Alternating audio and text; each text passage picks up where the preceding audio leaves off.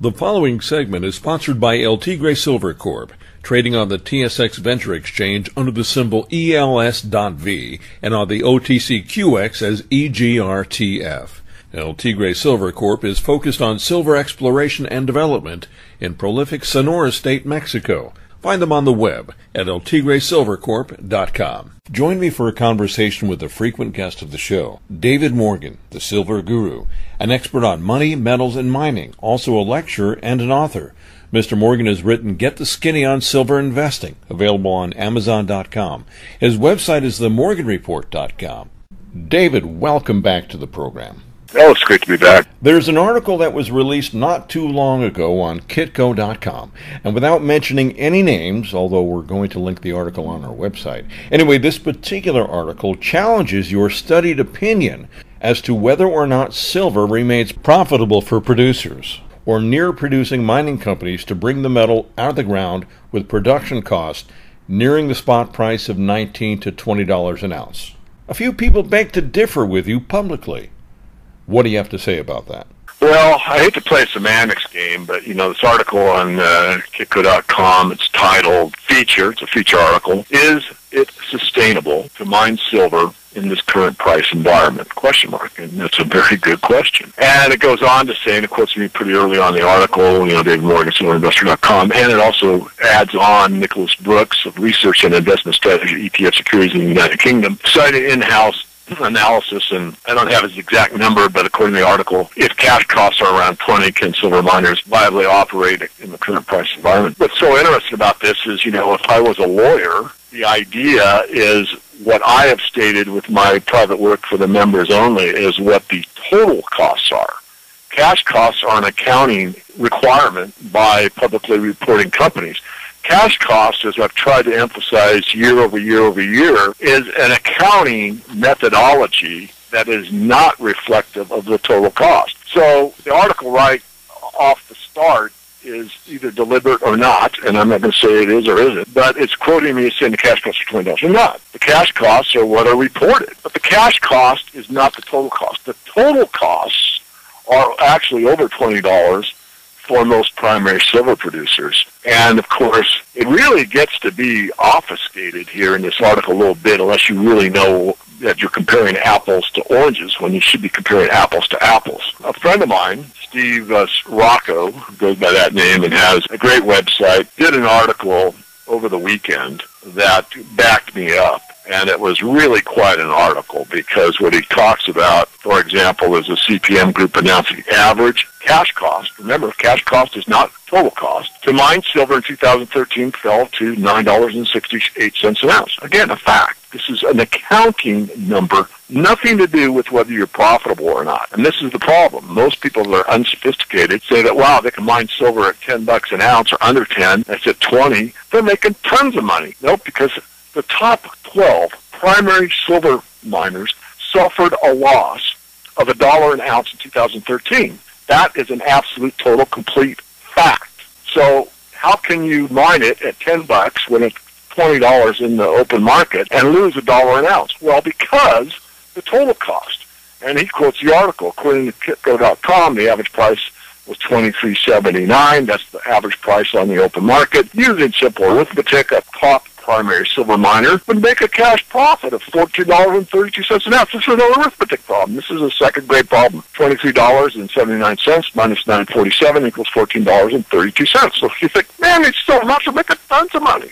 However, this is not the case.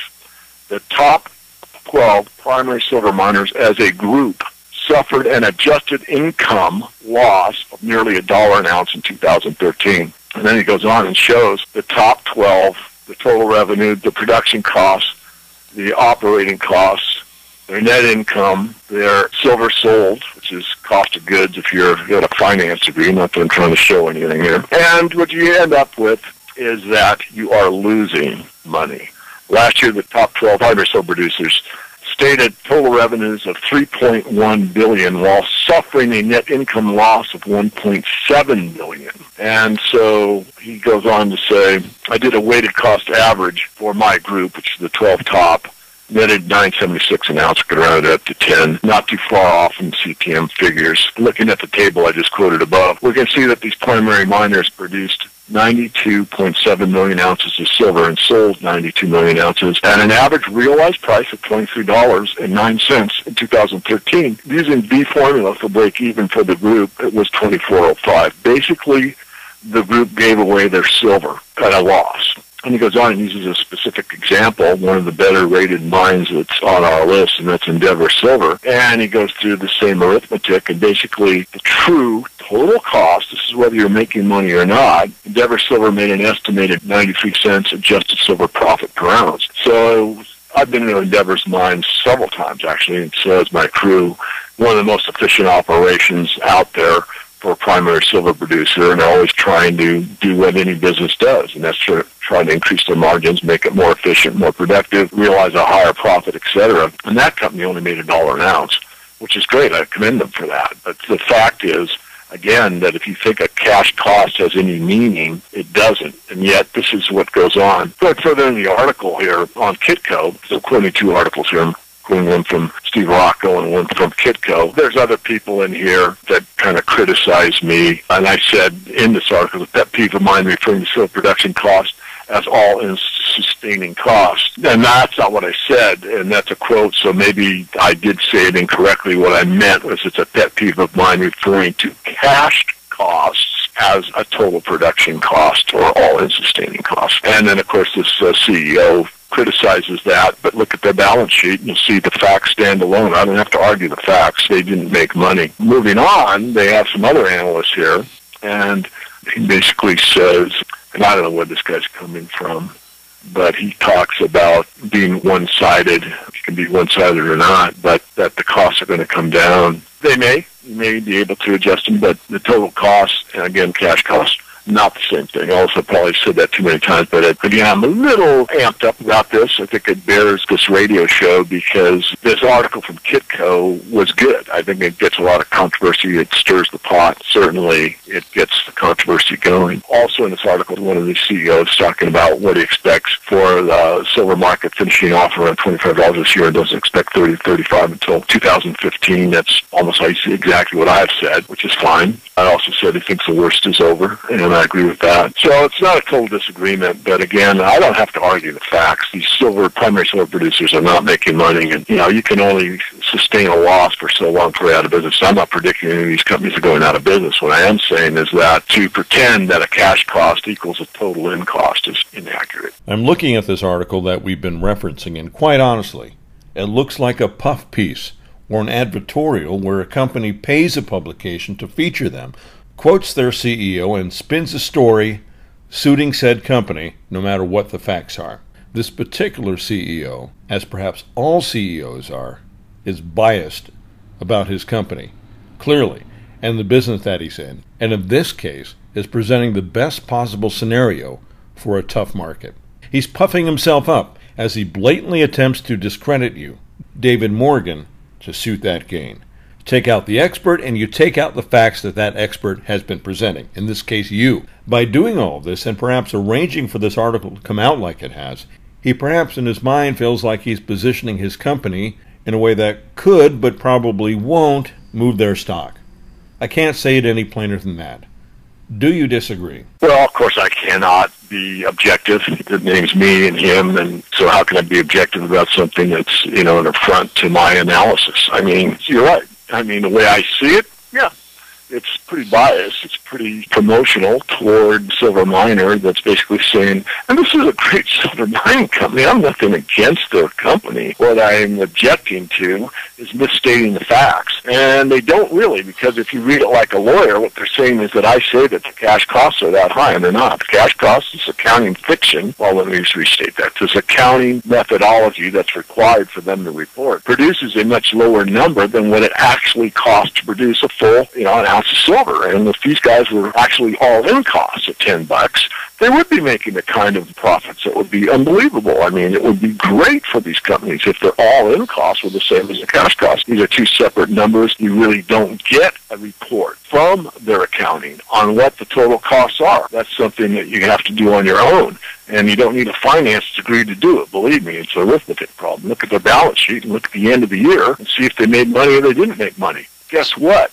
The 12 primary silver producers on balance didn't make money. Are you saying that if this particular unnamed company in this quote-unquote article were to produce its balance sheet at the end of the year, it would not equate to what they're saying in the article? Well, I don't want to state those terms. That's okay. I did it. What I would say is that if you look at the facts, you can make your own determination. We've made ours. I mean, we don't, I try to be as objective as I can. My main mission statement is to teach and empower people to understand the benefits of an honest financial system. And this is an example in the mining industry, and it's pervasive throughout the entire financial world, really, of how these metrics are determined and required to be reported, which in a lot of ways are just these accounting methodologies that are quote-unquote required that really don't give the investor an accurate picture of what's going on. Now, most people that read my work and understand what we teach, what we show, what we produce, are sophisticated enough to understand they're not going to be baffled by stuff like this, but then you get an article like Kitco. And I think Kitco's article is fair, really. I mean, I don't think they certainly quoted me enough and this other gentleman, and, they gave both sides. What they didn't really explain is show my work, and it's private, it's just for my members. But this Steve Rock, who is a friend of mine, and I talk to him probably on a monthly basis, did a really, really great work. In fact, I complimented him and commented on it. At the end of Steve's article here, he's got in bold, folks, there's a lot of BS out there, and it ain't good for you. Looking at the table above once more, where he does all 12 primary silver producers, we can see that the total byproduct revenue was a staggering $1.1 billion, or 36% of total revenue for the group. If the group lost $140 million in adjusted income in 2013, can you imagine hemorrhaging that would occur if we deducted this byproduct revenue? Again, the cash cost metric is not a GAAP, generally accepted accounting principle, and should not be used to determine the profitability of a company. I find it simply amazing that the top professional silver publications continue to advertise this stupid cash cost metric as a basis for actual cost. It's completely useless. Furthermore, the mining company is now calculating what is known as quote-unquote all-in sustaining cost per ounce. Unfortunately, they still deduct byproduct credit as a base to get this all-in sustaining cost, which still skews the results to a lower figure. George Carlin said it wisely in one of his last HBO comedy specials. Folks, there's a lot of BS out there, and it ain't good for you. Not only does this hold true for the majority of what Americans see and read in the mainstream media every day, it's especially true in the mining industry. The top primary silver miners work extremely hard to produce a highly sought-after industrial commodity, as well as one of the top 2 precious metals in the monetary world. It's a shame that the professional analyst community confuses investors with this silly cash cost metric. So we're calling BS on this Kitco puff piece. Yeah. All right. I mean, really, a fact is a fact. They can come out and use semantics in their words, and they can quote cash costs, and of course they are. They're pointing over here, don't look behind the curtain. See the cash cost, it's over here. It is what I say it is. It is. I'm not arguing that. My point is, I don't care about your cash costs. Are you profitable or aren't you profitable? I mean, my obligation to my members and others, even in the public domain, is to, one, be as objective as I possibly can and call a spade a spade. The reason you invest is to make money. I mean, people love to think about being in their own business, and being a shareholder of a company is just that. And if you want to own your own business, I mean, if you don't have that fantasy or that dream, and many people do, don't you want to make as much money as, legally and honestly as possible? I'd say yes. And in that case, if you're going to invest in the mining sector, you want to invest in those mines that are the most profitable. have lots of things going for them, profit being one of the primary concerns, but perhaps not the only concern. You might start with less profit with a high growth rate or something like that. The point being is this is, kind of our bread and butter. And to sit there and say, that our analytical work is less than, to call what they did in this article, you can read the article, it gets me rather irritated, especially coming from somebody that knows my work. Some of these people out there trading futures, the company's money, and claiming they never took a loss. This is ridiculous. I help companies hedge. I let them know when they should be doing, certain things in the market to hedge their positions. You certainly don't want to hedge in certain areas. You do at certain other areas. But, there's people out there that will be open-minded and not. And if I sound a bit perturbed, I hope I do. I'm coming across that way deliberately, because I am. We'll be right back. The Ellis Martin Report is sponsored by El Tigre Silver Corp, trading on the TSX Venture Exchange under the symbol ELS.V and on the OTCQX as EGRTF. Silver has been considered a precious metal for 6,000 years and currency since 600 BC. It's been commercially mined in Mexico since 1530 in mineral-prolific and mining-friendly Sonora State. El Tigre's properties with gold and silver mining concessions span 215 square kilometers, or 83 square miles. With an attractive share structure and a strong, proven management team, El Tigre Silver Corp is poised to identify a resource in an area that from 1903 to 1938 produced 75 million ounces of silver and 380,000 ounces of gold. Additionally, their tailing stockpile is currently progressing to production. Learn more about El Tigre Silver Corp by visiting their website, eltigresilvercorp.com, or click through El Tigre's logo on the homepage of our website, ellismartinreport.com. We offer expert opinions only. Find them on our website, ellismartinreport.com. That's ellismartinreport.com. And we're back. Do you think this is perhaps a new pattern that we can expect to see more of, with some of the folks behind the scenes sponsoring this sort of puff piece?